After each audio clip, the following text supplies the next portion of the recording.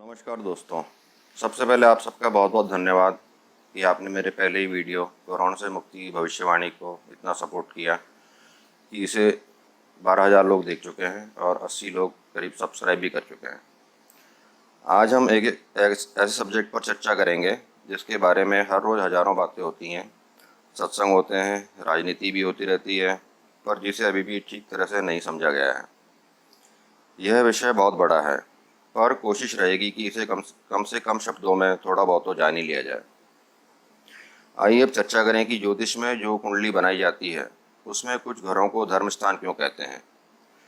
जिन्हें ज्योतिष का ज़्यादा ज्ञान नहीं है उन्हें बता दूं कि कुंडली में पहले घर या भाव को लग्न या धर्म स्थान कहा गया है। पहले घर के अलावा 5वें और 9वें घर को भी धर्म स्थान कहते हैं। धर्म के अलावा जो अन्य स्थान हैं वे अर्थ, काम और मोक्ष भाव हैं। सोचने वाली बात यह है कि हजारों साल पहले जब ज्योतिष का जन्म हुआ था तब कुंडली के कुछ घरों को धर्मस्थान क्यों कहा गया। यह ज्योतिष के अनुसार धर्म का क्या मतलब है। क्या सोचकर ज्योतिष में कुछ स्थानों को धर्म कहा गया है। आज जिसे हम रिलीजन या धर्म कहते हैं उससे यह ज्योतिष वाला धर्म एक समान है या इन दोनों में कोई अंतर है। इस पृथ्वी पर लगभग हर कोई किसी न किसी धर्म को मानता है। जो लोग किसी भी धर्म को नहीं मानते वो भी कम से कम यह तो स्वीकार करते ही हैं कि कोई तो ऐसी शक्ति है जिसने इस ब्रह्मांड को बनाया है। ये दुनिया ऐसे ही नहीं बन गई। यह तो हर कोई जानता है कि पानी की एक बूंद के बिना समुद्र नहीं बन सकता। समुद्र या बूंद में से पहले बूंद ही बनी होगी। प्रारंभ में कुछ तो ऐसा हुआ होगा जिससे यह दुनिया धीरे धीरे बननी शुरू हुई। हवा, पानी, अग्नि, पृथ्वी आदि ये अपने आप नहीं बन गए। तो चलिए मान लेते हैं कि इस दुनिया में सबसे पहले एक ऐसा कण न जाने कहाँ से आया जिसमें एक प्रकार का जीवन या शक्ति थी। जीवन या शक्ति होने के कारण वो आगे बढ़ा, विस्तार कर पाया और एक बहुत लंबे समय के बाद यह दुनिया बनी। यह दुनिया आज भी लगातार बदल रही है। पुराने तारे टूट जाते हैं, नए बनते रहते हैं। अब तो इसके साइंटिफिक प्रूफ भी मौजूद हैं। इस लघु वीडियो में हम एस्ट्रोलॉजी या ज्योतिष पर ज़्यादा बात नहीं करेंगे, सिर्फ ज्योतिष की सहायता से धर्म को पहचानने की कोशिश करेंगे। धर्म को जानने से पहले आइए जरा इस संसार को समझने की कोशिश करें। इस वीडियो को बहुत ध्यान से देखें। इसमें हमने देखा कि बूंद के गिरने के कुछ देर बाद पूरा ही पानी समान रूप से रंगीन हो गया। ना कहीं ज़्यादा ना कहीं कम, हर तरफ एक जैसा। परंतु कुछ लोगों ने शायद ध्यान नहीं दिया होगा कि वह बूंद भी अब गायब हो गई है। वह पहली बूंद जिसने पूरे ही पानी को रंगीन बना दिया था, वो बूंद कहाँ चली गई। जाहिर है कि वो अब हर तरफ घुल गई है और इसीलिए गायब हो गई है या विलीन हो गई है। और गौर से देखा जाए तो वो अभी भी वहीं मौजूद भी है, बस यहाँ वहाँ बट गई है।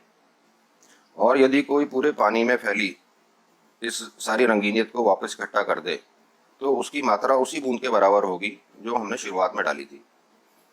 इस वीडियो के जरिए मैं यही कहना चाहता हूँ कि इस दुनिया का निर्माण भी शायद ऐसे ही हुआ है। वो पहला ईश्वरीय कण जो इस दुनिया में ना जाने कहाँ से आया और जिसमें एक प्रकार का जीवन या शक्ति थी, वो फैलता गया और बढ़ता गया। समय के साथ साथ उसमें कई तरह के बदलाव होते रहे और उससे हवा, पानी, पृथ्वी आदि बने। उस पहले ईश्वरीय कण से ही इस पूरे विश्व का निर्माण हुआ है। इस पहले पार्टिकल को ही फर्स्ट सोल या पहली आत्मा कहा जाता है। कुछ लोग इसी को परम आत्मा या परमात्मा भी कहते हैं। और जिस प्रकार पानी की वो पहली बूंद जिसने पूरे ही पानी को रंगीन बना दिया था और जो अब वहाँ नहीं है क्योंकि वह पूरी सब जगह विलीन हो चुकी है, तो उसे ही उदाहरण मानकर और समझकर यह कहा जाता है कि परमात्मा तो कण कण में मौजूद है। अंग्रेजी में भी यही कहा गया है, गॉड इज एवरीवेयर। इसीलिए इस दुनिया में जो कुछ भी है वो उसी पहले सजीव कण से बना है, ऐसे समझा जा सकता है। जीवन यह शब्द भी शायद इसी जीव वाले कण से बना है। जीव प्लस कण या जीवन। बहुत से लोग ईश्वर या गॉड को पाना चाहते हैं या जानना चाहते हैं, पर इसके लिए अगर हम बाहर की तरफ या किसी दूसरे इंसान की तरफ देखते हैं तो हमें काफ़ी देर लग सकती है। जो चीज़ हमारे ही अंदर है उसे हमसे अच्छी तरह और कौन देख सकता है। क्या सबका ईश्वर एक है और सिर्फ पहनावा अलग है। मोटे तौर पर हर किसी में ईश्वर अलग अलग रूप में मौजूद होता है। यह पूरी धरती केवल 5 तत्वों से बनी है और इन 5 तत्वों के अलावा इस धरती पर कोई अन्य तत्व या एलिमेंट नहीं है। ये 5 तत्व हैं अग्नि, पृथ्वी, वायु, जल और आकाश। आप किस तत्व में जन्म लेते हैं उससे ये पता चलता है कि आपका स्वभाव, पर्सनैलिटी, सेहत और एटीट्यूड वगैरह कैसा होगा, और आप किस तरह के कार्य करें कि आपको कम से कम समय में ज़्यादा से ज़्यादा सक्सेस और खुशी मिले। और यदि आप ईश्वर को जानना चाहते हैं तो पहले तो आपको अपने अंदर के तत्वों को पहचानना होगा और फिर बाकी बचे अन्य तत्वों को भी जानना होगा, क्योंकि ईश्वर अब इन्हीं 5 तत्वों में विलीन है। हम सब भी इन्हीं 5 तत्वों से ही बने हैं। तो आज हम जो भी हैं, यह धरती, आकाश, पानी आदि जो भी है उसी सजीव और अद्भुत कण की ही संतान हैं। और अब हम सबका कर्तव्य होना चाहिए कि हम अपने हिस्से में आए हुए ईश्वरीय तत्व की रिस्पेक्ट करें और उसकी सही देखभाल करें। यह जिंदगी हमारी नहीं है। कोई भी इस दुनिया में अपनी मर्जी से या ख्वाहिश से नहीं आ सकता है, ना ही आया है। बड़े से बड़ा इंसान भी अपने लिए जिंदगी नहीं खरीद सकता। यह जिंदगी ईश्वर की ओर से एक बहुत बड़ा गिफ्ट या भेंट है। इस गॉड गिफ्ट का क्या करना है, ये हमें ही सोचना है। ज्योतिष विज्ञान में पहला, 5वां और 9वां घर हमारे जीवन, स्वभाव, शरीर, सेहत, पर्सनैलिटी, एटीट्यूड आदि को बताता है, जैसे कि हम पहले ही बता चुके हैं। हमारे हिस्से में कौन सा ईश्वरीय तत्व आया है, यह पहले घर से पता चलता है। इस पहले घर में जो राशि होती है, हम उसी राशि के तत्व में जन्म लेते हैं। तो अब हमें उस तत्व की या खुद की सही देखभाल करनी चाहिए और एक ऐसा जीवन जीने की कोशिश करनी चाहिए जो ईश्वर के रास्ते से अलग ना हो। तो शायद इसीलिए ज्योतिष में पहले, 5वें और 9वें घर को, जो कि हमारे स्वभाव, सेहत आदि को बताते हैं, इसको धर्म स्थान कहा गया है। हम अपने शरीर, सेहत आदि का ठीक से ध्यान रखें और एक अच्छा स्वभाव और पर्सनैलिटी बनाएं, एक अच्छे इंसान बने। यही हमारा धर्म या कर्तव्य है। शास्त्रों में धर्म के 10 लक्षण बताए गए हैं या पॉइंट्स बताए गए हैं। धृति, क्षमा, धम्म, अस्तेय, शौच, इंद्रिय निग्रह, धीर, विद्या, सत्यम और अक्रोध। दशकम धर्मे लक्षणम। धृति, धैर्य रखना। क्षमा, माफ कर देना। धम्म, स्वयं पर नियंत्रण। अस्तेय, चुराने की मंशा न होना। शौच, स्वच्छ रहना। इंद्रिय निग्रह, अपनी इंद्रियों पर नियंत्रण रखना। धीर, व्यापक दृष्टिकोण। और सत्यम, सत्य की राह पर चलना। और अक्रोध, क्रोध ना करना।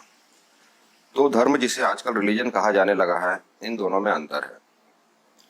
रिलीजन अलग अलग लोगों के लिए एक फेथ या कोई अलग तरह से की गई पूजा अर्चना की पद्धति तो हो सकती है या तरीका हो सकता है, जिससे हम अपने अपने ईश्वर को पाने का कोशिश करते हैं। पर रिलीजन को धर्म मान लेना हमें गलत दिशा में ले जा सकता है। तो अब धर्म को रिलीजन से कितना जोड़ा जाए, यह सिर्फ आप पर निर्भर है। अभी के लिए बस इतना ही। अगली बार हम चर्चा करेंगे कि किसी कुंडली को देखने से पहले किन किन महत्वपूर्ण बातों पर सबसे पहले विचार किया जाए। यदि आप इस वीडियो को देखना चाहें तो सब्सक्राइब बटन दबा सकते हैं। यह बातचीत आपको कैसी लगी, इस पर कृपया अपनी राय या कमेंट देने की कृपा करें। और इस चैनल में आप और क्या क्या देखना चाहते हैं, कृपया वह भी बताएं। यदि आप धर्म को और गहराई से समझना चाहते हैं तो चलते चलते इन क्लिपों को देखकर इसमें जो कहा गया है उसे धर्म से जोड़कर देखें। इसमें टाइपिंग मिस्टेक हो सकती है। इस वीडियो को देखने के लिए आपका बहुत बहुत धन्यवाद। और यदि अच्छा लगे तो कृपया शेयर भी करें। एक बार फिर धन्यवाद।